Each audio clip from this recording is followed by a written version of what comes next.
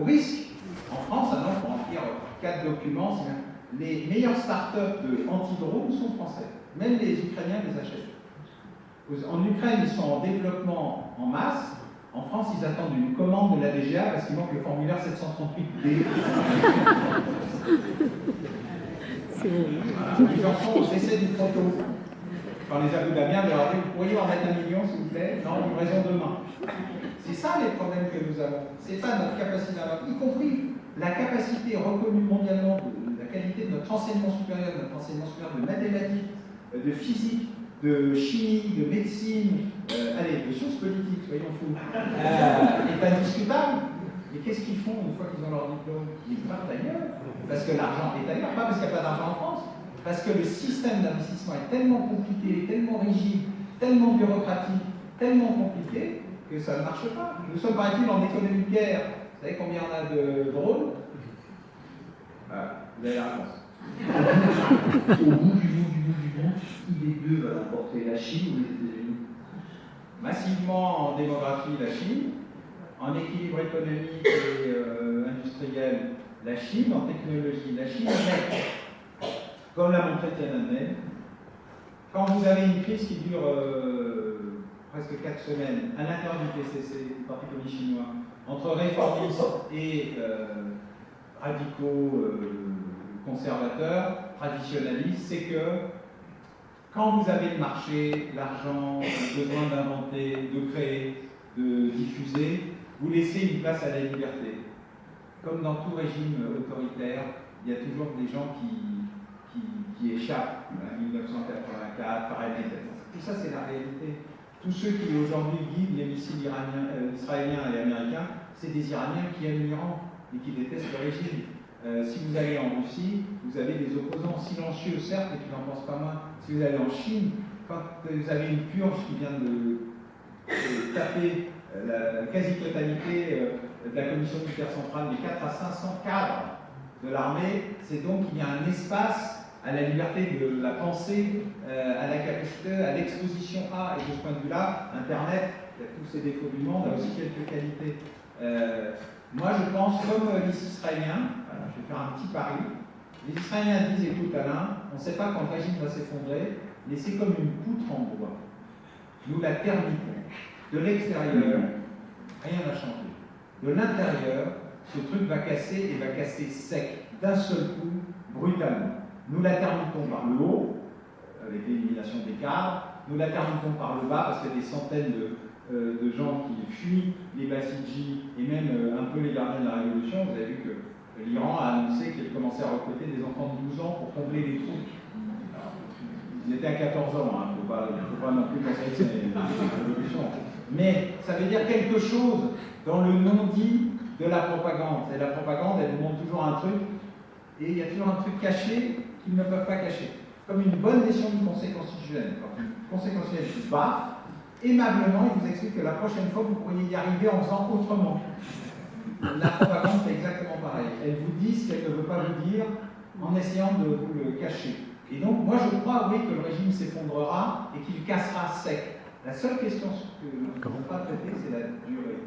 Et dans cette affaire, tout a commencé trop vite, tout a commencé précipitamment, rien n'était prêt. On est avec 2 mois d'avance sur le programme tel qu'il avait été pensé par les militaires. C'est à la fois la faute à pas de chance, c'est à la fois la faute à la volonté du peuple iranien de se débarrasser du régime. Et croyez-moi, ceux qui ont perdu 30 000 morts et qui ont 60 000 personnes en prison, ils ne soutiennent pas le régime. Ils veulent sa perte, ils veulent sa fin, mais ils ne sont pas prêts ni à mourir ni à aller en prison, en attendant que... Il y a cette espèce de doute, vous savez, le monde n'a pas besoin de héros morts.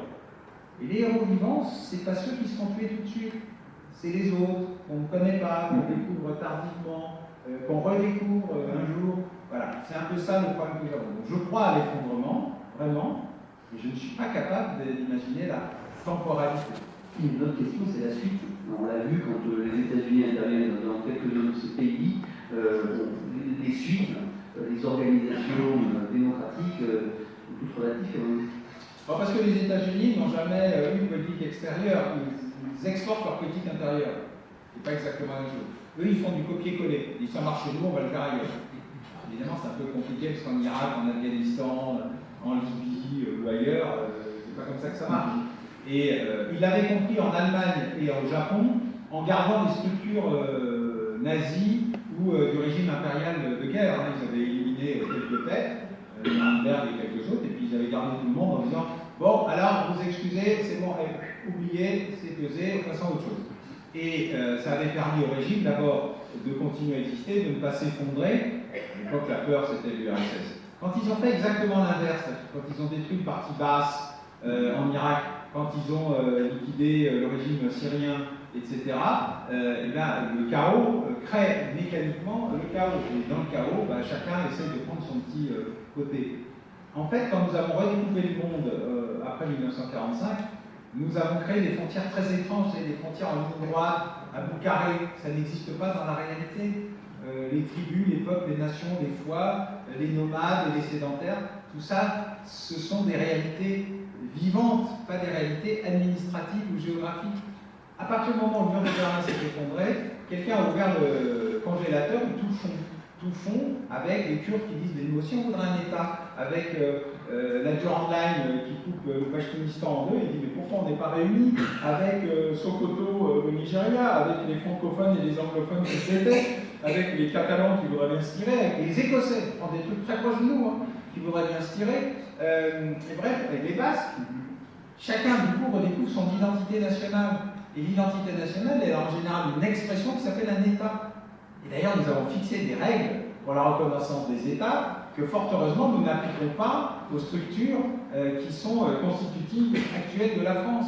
Parce que si nous le faisions, nous perdrions des petits morceaux.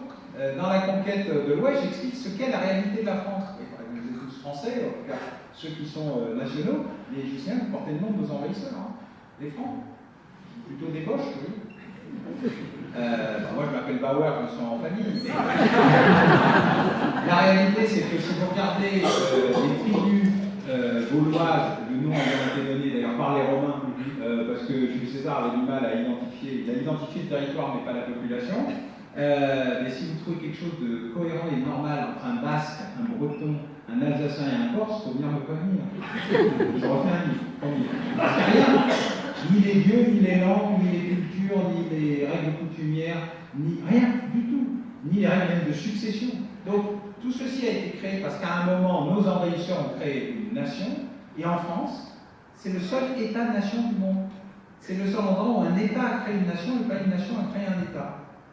Et elle n'existe que par la puissance, la force et la colonne vertébrale de l'État. Quand l'État s'affaiblit, quand l'État se rétracte, quand l'État a tendance à disparaître, c'est-à-dire à peu près depuis 50 ans, eh bien, la France s'affaiblit parce qu'elle ne sait plus exactement à quel endroit se vouer. Et le capitalisme ne remplace pas l'État. Le capitalisme en profite. Le capitalisme privatise les profits, essaie de socialiser les pertes, ce qui est très bien pour le citoyen contributeur, mais il y a un problème global aujourd'hui, c'est que l'affaiblissement de l'État amène mécaniquement à ce que la nature ayant horreur de vie, toutes les pulsions, tous les trolls, toutes les violences, toutes les confrontations, toutes les radicalités s'y retrouvent, parce qu'il n'y a plus d'éléments régulateurs, pas de colonne vertébrale, c'est assez difficile d'avoir des choses qui tiennent tout seuls.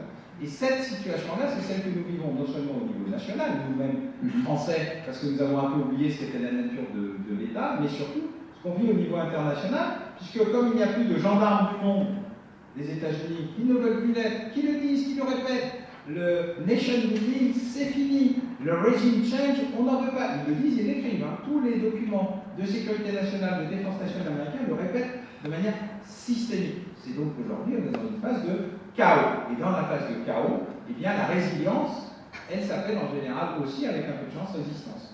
Alain Bauer, merci beaucoup pour vos applaudissements.